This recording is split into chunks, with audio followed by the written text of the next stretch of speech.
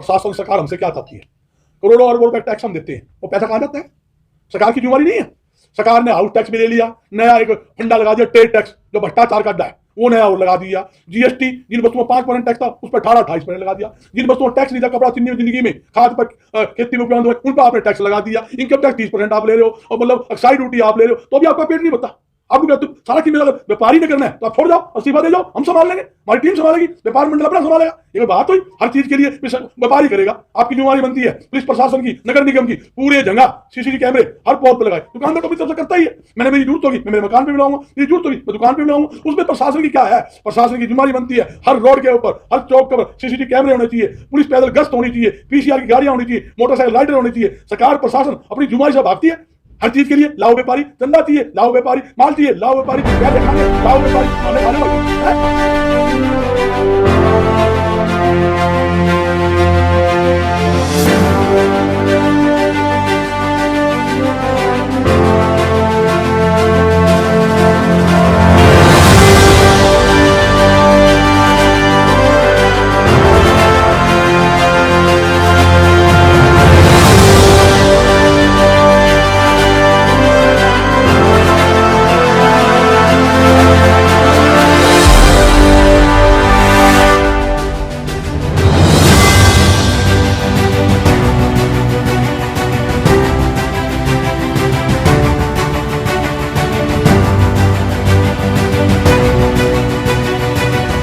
आज टोहाना की सभी सदस्य आपका टोहाना पहुंचने पर बहुत बहुत जो है आभार व्यक्त करते हैं, धन्यवाद करते हैं। धन्यवाद। हम जानना चाहेंगे कि आज जो आपने एक छोटी सी कॉल पे मीटिंग रखी है, गेट टुगेदर, इसका मुख्य एजेंडा क्या है आज का? देखिए, हमारा आज का तो मुख्य एजेंडा वैश्य समाज अग्रवाल समाज का है, जो पूरे देश के अंदर हम अग्रवाल धाम की इकाइयों का विस्तार कर रहे हैं, राष्ट्रीय स्तर पर, प्रदेश स्तर के ऊपर, और लोगों को, समाज के लोगों को ज़्यादा धाम के साथ वैसे जुड़े हुए हैं ही, और ज़्यादा जोड़ रहे हैं। जैसे कल भी 200 व्यक्ति चूड़ियाराम जी लेके वहाँ धाम में आएंगे, टुहाना के 200 आदमी आ रहे हैं। और रेगुलर टुहाना की जो साथी टीम है वो हफ्ते में 2 दिन डेली 2 दिन सेवा करते हैं, रात दिन 2 दिन, यानी कि उसमें क्या है, सुबह 9 बजे से आकर 7 बजे तक सेवा कर रहे हैं। काफ़ी भारी योगदान टुहाना का अग्रवाल धाम के विकास में है। मैं एक मुख्य रूप से आज का बता देता हूँ, जो हमारा जो समाज है अग्रवाल धाम के नेतृत्व के अंदर, हम पूरे देश के अंदर, देश के हर राज्यों में जितने भी तीर्थ स्थान हैं, हर तीर्थ स्थान के ऊपर हम अग्रवाल धाम के भवन बना रहे हैं। इसी कड़ी के अंदर हमने दिल्ली के अंदर कनॉट प्लेस के साथ ज़मीन ले ली है, जिसकी 4 दीवारी और ऑफिस बना दिया है, और जल्दी ही उसका हम वो निर्माण कार्य शुरू करेंगे। इसी प्रकार 30 करोड़ की लगभग लागत से बम्बे में एक भवन कंप्लीट हो चुका है, और जो लोगों के काम आ रहा है, जनता के काम, जिसमें लगभग 54 कमरे हैं, 3 सेंटर शादियों के लिए हॉल है, मंदिर भी बनाया गया है। इसी प्रकार एक बम्बे में और अग्रवाल धाम का भवन बना रहे हैं, क्योंकि वो बम्बे एक बहुत बिग सिटी है, 147.5 एकड़ ज़मीन 7 करोड़ की लागत से लगभग हमने वहाँ ज़मीन परचेज कर ली है। इसी प्रकार योद्धा के अंदर हम अग्रवाल धाम का भवन बनाने जा रहे हैं। मुख्यमंत्री योगी जी से हमारी बातचीत हो चुकी है। योगी जी ने आश्वासन दिया, हम आपको जल्दी धाम को ज़मीन देंगे, हम उस वहाँ भी योद्धा के अंदर भवन बनाएंगे। इसी प्रकार करोड़ों रुपये लागत से जगह जगह अग्रवाल धाम के भवन बनेंगे, और यहाँ तक अग्रवाल धाम के अंदर भी अनेकों विकास कार्य हो रहे हैं। 20 करोड़ की लागत से भव्य म्यूजियम, ऑडिटोरियम, 400 आदमी का अपने एक साथ खाने का भोजनालय कक्ष बन रहा है। उसके अलावा 56 कमरे का विपासना ध्यान केंद्र बन चुका है, और उसके अंदर हॉल भी है, लॉन भी है, जो 15 दिन का कोर्स होगा, जिसमें जो आने जाने वाले जो कोर्स विपासना ध्यान केंद्र में जो भी लोग हिस्सा लेंगे, जो वहाँ आएंगे, उनको ठहरने के खाने का व्यवस्था फ्री होगी। 15 दिन का कोर्स होगा। इसी प्रकार अप्पू का विस्तार किया जा रहा है। अनेकों विकास कार्य अग्रवाल धाम के अंदर हो रहे हैं। यहाँ तक कि एक धर्मशाला और बाकी है, वो उसका काम भी कराया जाएगा। लगभग 250 कमरे वहाँ अग्रवाल धाम के अंदर है। हमारा मुख्य उद्देश्य अग्रवाल धाम के माध्यम से अग्रवाल धाम की जो हमारी विकास की जो इकाइयां हैं उसके माध्यम से ज़्यादा से ज़्यादा राष्ट्र व जनता की सेवा की जा सके। यहाँ तक कि देश में ऐसा कोई कोना आपको खाली नहीं मिलेगा जहाँ अग्रवाल समाज के नाम से गौशाला है, मंदिर है, धर्मशाला है, प्याऊ है, अनेकों हॉस्पिटल है, स्कूल है आदि संस्था बनाकर राष्ट्र व जनता की सेवा की जा रही है। इसी कड़ी में हम चाहते हैं और ज़्यादा विकास की गति पकड़े, जनता को ज़्यादा सुविधा राहत देने का हमारा समाज के माध्यम से काम हो। हमने एक दो योजना और नई लागू की है। जो समाज का बच्चा शादी करवाना चाहे, जरूरतमंद जो भी परिवार है अपने बेटा बेटी की शादी करवाना चाहे, अग्रवाल धाम के अंदर दोनों परिवार के ठहरने की व्यवस्था, खाने की व्यवस्था, बैंड बाजे की, शादी करवाने की पूरी खर्चा धाम की तरफ से होगा। उसके अलावा 1.5 लाख रुपए का सामान लड़की को दिया जाएगा। ये भी हमारा ये एक फैसला है। और दूसरा क्या है, अग्रवाल धाम रिश्ते विवाह.com वो हमने शुरू कर दी है। कोई भी परिवार अपना बच्चा का वो बायोडाटा उसमें डाल सकता है और उसके माध्यम से बच्चे देख के बायोडाटा देख के फिर रिश्ते अपने बच्चों के कर सकता है। अग्रवाल धाम के माध्यम से जो भी जरूरत होगी, अग्रवाल धाम का जो भी सहयोग होगा वो उसमें अग्रवाल धाम करेगा। उसके लिए भी हमने टीम बनाई है और पूरे देश में जगह जगह हमने इकाइयों की स्थापना की है। बम्बे है, दिल्ली है, पंजाब है, मतलब गुजरात, हर स्टेटों में हमने अग्रवाल धाम की इकाइयों का विस्तार किया है। और आगे भी हम इस विस्तार को जिला स्तर पर यानी ब्लॉक स्तर पर, मंडी स्तर पर करने जा रहे हैं। और उसका एक काम और करने जा रहे हैं, जहाँ जहाँ भी हमारा संगठन होगा वहाँ एक एक महीने में बस चलेगी, परमानेंट बस लगा देंगे। एक महीने के अंदर भाई ये आई महीना एक बस, 2 बस, 4 बस, जितने भी लोग जहाँ चाहे बस खड़ी होगी। वहाँ परिवार सहित वहाँ से अग्रवाल धाम के दर्शन के लिए जाओ, वहाँ दर्शन करो, घूमो फिरो, पूजा पाठ करो और वहाँ प्रसाद लेकर आए, ताकि हर एक व्यक्ति को वहाँ पे दर्शन करने का मौका मिलेगा और हर एक व्यक्ति धाम के साथ जुड़ेगा। ये हमारी अगली योजना है और इसके अंदर भी टुमाना का बड़ा विशेष योगदान है। एक अगर बात करूं, अग्रवाल समाज देखो जो समाज है जहां अपने बेटियों की शादी की बात के बहुत बढ़िया अच्छा आपका कार्यक्रम है, वहीं बहुत सी ऐसे परिवार हैं जहां बेरोजगारी बहुत ज्यादा दस्तक दे चुकी है। अग्रवाल समाज के बच्चे भी कहीं ना कहीं छोटी छोटी दुकानों पर लगे हुए हैं, काम भी कर रहे हैं। क्या उसके उत्थान के लिए पहले अग्रवाल और फिर दूसरे जो लोग हैं उनके लिए नहीं कुछ खर्चा करके उनको आगे बढ़ाना चाहिए, जहाँ इतने बड़े बड़े आप प्रोजेक्ट लेकर रहे हैं? क्या उन बच्चों को अगर आप प्रोत्साहन दें तो ताकि वो जो है समाज में कुछ ऊपर जाए, उनके लिए भी कोई प्लान है? देखिए, ये बड़ा अच्छा आपने बात कही और वो उसके लिए हम लगे भी हुए हैं। हमारी बड़ी प्रयास और कोशिश है, जितने जितने बड़े उद्योग घराने हैं और बड़े बड़ी कंपनियां हैं उनसे हम संपर्क कर रहे हैं। जहाँ कंपनी में ज़्यादा जरूरत है बच्चों की और की, हम युवाओं से भी संपर्क करेंगे और हमने काफ़ी लोगों को लगाया भी है। कोरोना महामारी के अंदर भी हमने समाज की तरफ से लगातार हमने मतलब ये भंडारा, मतलब मास्क, चप्पल, सैनिटाइज, हर प्रकार की सुविधा हमने दी। 250 कमरे अग्रवाल धाम में हैं। हमने वहाँ पर कोरोना सेंटर बनाया, फ्री सेवा, किसी प्रकार की चार्जिंग नहीं ली। 3 टाइम का खाना, चाय, बिस्कुट, हर प्रकार की व्यवस्था हमने धाम की तरफ से की। इसी प्रकार हमने अग्रवाल भवन हिसार में है, वहाँ पर हमारे पास 80 कमरे हैं, 2 सेंटर हॉल है। सभी को वहाँ पर लगातार 8 महीने हमने कोरोना महामारी को में पेशेंट की सेवा करी। 1 रुपया भी कोई पेशेंट कह दे भाई हमने वहाँ रुके और हमारे पास खर्चा का, रोटी का, पानी, कोई पैसा लिया हो, वहाँ ये किया। उसी समय प्रवासी जो मजदूर थे, जो घर नहीं जा सकते थे, वो रहना चाहते थे, उनको हमने उद्योगों के माध्यम से नौकरियां दिलवाई। उसका काफ़ी प्रचार भी हमने किया। हमने मतलब वो मोबाइल नंबर भी हमने इशू किए थे कि यहाँ संपर्क करें, जो जरूरतमंद व्यक्ति है, जो प्रवासी मजदूर नौकरी करना चाहता है तो यहाँ इससे संपर्क करें। हमारी पूरी कोशिश है, आगे भी हमारी कोशिश है कि हम कैसे, सबसे मोटी समस्या क्या आ रही है, आज व्यापार उद्योग ठप्पड़े। आज 60% उद्योग हरियाणा में ठप पड़े हैं। सरकार को सुविधा नहीं दे रही, रियायत नहीं दे रही। दुनिया भर के जीएसटी के अंदर आप देख रहे हो अनाप शनाप टैक्सों में बढ़ोतरी हो गई। तो इस कारण उद्योग भी ठप, व्यापार भी ठप। कृषि उपज प्रदेश हरियाणा, उसके अंदर 80% अपने कृषि उपज मिलें बंद पड़ी है। 90% गवार की फैक्ट्रियां बंद होगी, 80% दाल की फैक्ट्रियां बंद होगी, और राइस मिल का हाल देख रहे हो। तो ये दिक्कतें आ रही है। तो सरकार से मेरी अपील है कि व्यापार में उद्योग को बढ़ावा देने के लिए ज़्यादा सुविधा सरकार को देनी चाहिए। अगर सरकार ज़्यादा सुविधा देगी तो मैं दावे के साथ कहता हूँ नए उद्योग बढ़ेंगे, लाखों लोगों को रोजगार मिलेगा।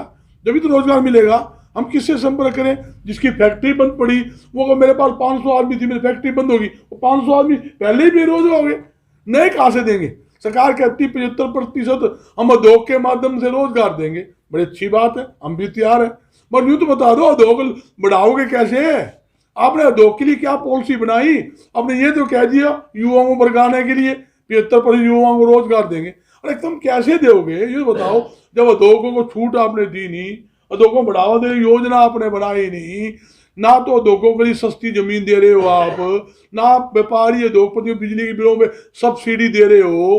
कोरोना के टाइम में जो फैक्ट्रियां बंद हुई, दुकानें दुकान बंद, फैक्ट्रियां आपने किराया बिजली के बिल ले लिए, तो कैसे आप उद्योग पनपेगा? रोजगार तो जब ही मिलेगा ना। हम तो रोजगार व्यापार उद्योग के माध्यम से दिला सकते हैं। किसी फैक्ट्री दो नहीं लगेगी, 100-200 आदमी की जरूरत तो वही लेगा ना जी। और मैं दावे के साथ कहता हूँ सरकार ने तो 50 एम्प्लॉय भरने हैं, बड़े 100 ड्रामे करेगी, ये करेंगे वो करेंगे। एक फैक्ट्री नहीं लगेगी, 1000 आदमी की जरूरत है।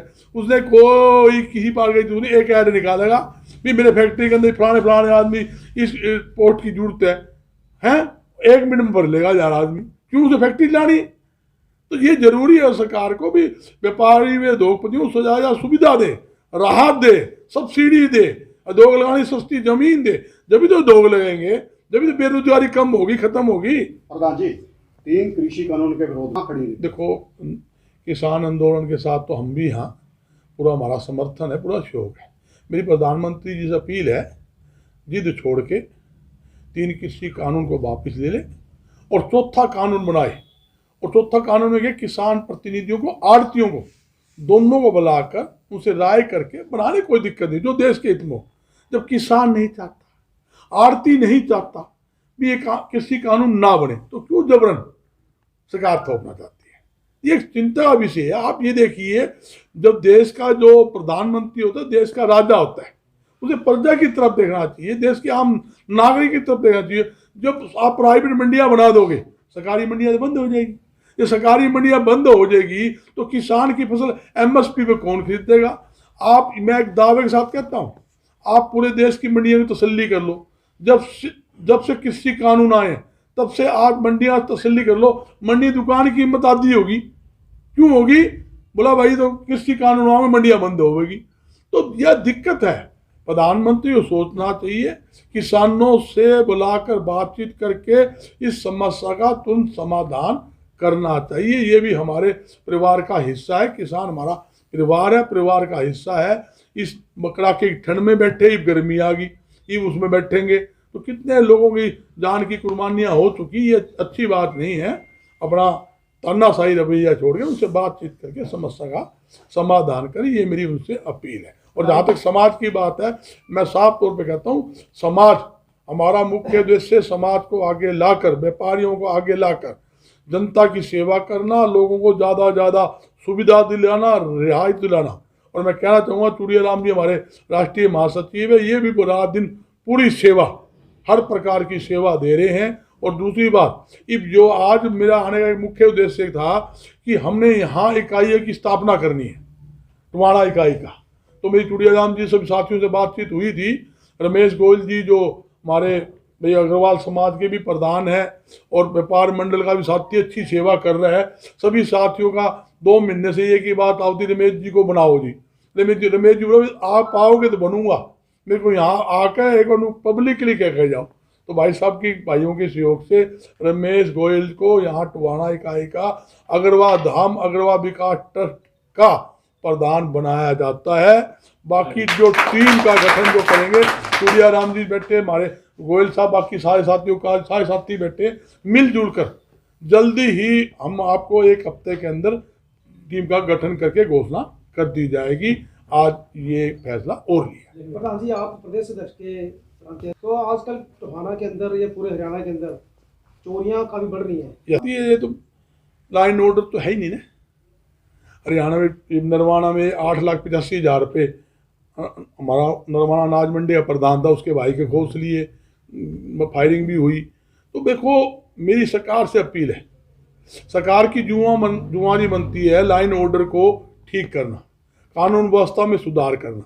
आज हर एक व्यापारी उद्योगपति अपनी जान माल की सुरक्षा के लिए पूरी तरह से भयभीत है, और कोई ऐसा दिन खाली नहीं होता हरियाणा में जहां व्यापारी लूटपाट, हत्या, होती, चोरियों की वारदात ना होती हो। तो मेरी सरकार से अपील है, अपराधियों पर नकेल डालने का काम करे, अपराधियों के खिलाफ सख्त से सख्त कार्रवाई करे, अपराधियों का पूरा बायोडाटा हर एक थाने में, हर एरिया थाने में मौजूद है। अपराधी अपराध करे उससे पहले उनको पकड़कर उनको जेलों में डाला जाए, ताकि कोई भी अपराधी अपराध करने की हिम्मत ही ना कर सके। अपराध करने वाला लाइन खींच के फेंकेगा, अपराध करने से पहले ही अपराधी को पकड़े, ताकि किसी प्रकार किसी व्यापारी की, आम जनता की जान माल का नुकसान ना हो। ये जरूर प्रशासन द्वारा बार तो मैं यह बात समझ नहीं पा रहा, प्रशासन सरकार हमसे क्या चाहती है। करोड़ों अरबों रुपए टैक्स हम देते हैं, वो पैसा कहाँ जाता है? सरकार की जिम्मेदारी नहीं है। सरकार ने हाउस टैक्स भी ले लिया, नया एक फंडा लगा दिया, ट्रेड टैक्स जो भ्रष्टाचार का अड्डा है वो नया और लगा दिया। जीएसटी, जिन वस्तुओं 5% टैक्स था उस पर 18-28% लगा दिया। जिन वस्तुओं टैक्स नहीं था, कपड़ा, चीनी में, जिंदगी में, खाद पर, खेती में उपयोग हुए, उन पर आपने टैक्स लगा दिया। इनकम टैक्स 30% आप ले रहे हो, और मतलब एक्साइज ड्यूटी आप ले रहे हो, तो अभी आपका पेट नहीं भरता। आपको कहते सारा कीमत अगर व्यापारी ने करना है तो आप छोड़ जाओ, इस्तीफा दे जाओ, हम संभाल लेंगे, हमारी टीम संभालेगी, व्यापार मंडल अपना संभालेगा। ये कोई बात हुई? हर चीज के लिए व्यापारी करेगा। आपकी जिम्मेदारी बनती है पुलिस प्रशासन की, नगर निगम की, पूरे जगह सीसीटीवी कैमरे हर पोल पे लगाए। दुकानदार तो अपनी तरफ से करता ही है। मैंने, मेरी जरूरत होगी मैं मेरे मकान पे भी लगाऊंगा, मेरी जरूरत होगी मैं दुकान पे भी लगाऊंगा। उसमें प्रशासन की क्या है? प्रशासन की जिम्मेदारी बनती है हर रोड के ऊपर, हर चौक के ऊपर सीसीटीवी कैमरे होने चाहिए, पुलिस पैदल गश्त होनी चाहिए, पीसीआर की गाड़ियां होनी चाहिए, मोटरसाइकिल राइडर होने चाहिए। सरकार प्रशासन अपनी जिम्मेदारी से भागती है। हर चीज के लिए लाओ व्यापारी, चंदा चाहिए लाओ व्यापारी, माल चाहिए लाओ व्यापारी, पैसे खाने लाओ व्यापारी। मारने खा लो भाई तुम, हैं? छोटा मार दो, क्या इन्होंने मार दो, खा लो, छोटा कुछ नहीं इन्होंने। हर चीज में सेवा सुलूक चाहिए इन्होंने। जीएसटी का महकमा इतने जटिल कानून बना दिए। 83 के अंदर कोई व्यापारी रिटर्न गलत भर देगा, टैक्स टाइम पे नहीं भरेगा, उसकी गाड़ी पकड़ लेंगे, तो क्या कानून बना दिया? आपकी प्रॉपर्टी टैक्स करेंगे, आपके बैंक खाते टैक्स करेंगे। और 3.5 साल हुए जीएसटी आए ने 397 बार उसमें संशोधन कर दिया। तो अफसर को ही नहीं पता तुम क्या करने जा रहे हो, सीए ही नहीं समझ पा रहा कैसे रिटर्न भरेंगे, व्यापारी कैसे लेखा जोखा रखेगा। ना व्यापारी लेखा जोखा रखने की स्थिति में, ना रिटर्न भरने की स्थिति में। आप तो व्यापारी को नू सोच लो कमान खाने की दुकान है, उसके पास, हमारे पास आज कपड़े सफेद रह गए, गद्दी में चादर सफेद रहेगी, अंदर से हम भी खोखले हो लिए भाई। असली स्थिति है, हम भी बैंक के कर्जे दबे हुए हैं। यह हकीकत स्थिति है। मेरी सरकार से अपील है, हाथ जोड़ के अपील है, गला न घना ना घोटो व्यापारियों का, समाज के लोगों का। गला घोटोगे तो भाई हमारा गेला वही होगा जो किसान ना गेला हो रहा है। आप व्यापारियों को सुविधा दो, राहत दो, हम टैक्स भी देंगे, चंदा भी देंगे। जितनी संस्था है नो दाओ, ये हॉस्पिटल चलाने की जिम्मेदारी हमारी है क्या? स्कूल चलाने की जिम्मेदारी हमारी है क्या? मेडिकल कॉलेज चलाने की जिम्मेदारी हमारी है क्या? 270 एकड़ के अंदर मेडिकल कॉलेज बना रहे हैं अग्रवाल धाम का। आप देखो, हैं, अरबों रुपए लगे हैं, कहां से आगे? आपके सामने दुनिया भर का स्कूल, कॉलेज, हॉस्पिटल, मंदिर, गौशाला हम चला रहे हैं। और 50 रुपए पर गाय दिल्ली सरकार दे रही है, राजस्थान सरकार दे रही है, पंजाब की सरकार दे रही है, हरियाणा सरकार की बिल्ली चीकी भाई। गौशाला क्या ही चलेगी? आप 1 रुपया नहीं देते गौओं के अंदर, गौशाला का लोग चंदा कहाँ आता है? ये मेरे व्यापारी देते हैं। कोई 100 रुपये देता है, कोई 1000 देता है, कोई लाख देता है, कोई 5 लाख देता है। जब गौओं का पालन पोषण हो रहा है, फुल कितनी बेसहारा गौएं सड़कों में चल रही है। सरकार ने क्या किया? सरकार की जिम्मेदारी नहीं है, सरकार कुछ करती नहीं है, सारा बोझ व्यापारी पर घेर देते हैं। कोई कमी हो व्यापारी भाई वो कहना है कुमार कुमारी पर जोर तो चल को नहीं गधे कान हटता है और कीमे कोनी उन्हें व्यापारी दिखा के भी उसके कान पकड़ लो तारे फुफन छेड़ लो ना कि बैठे टोल के ऊपर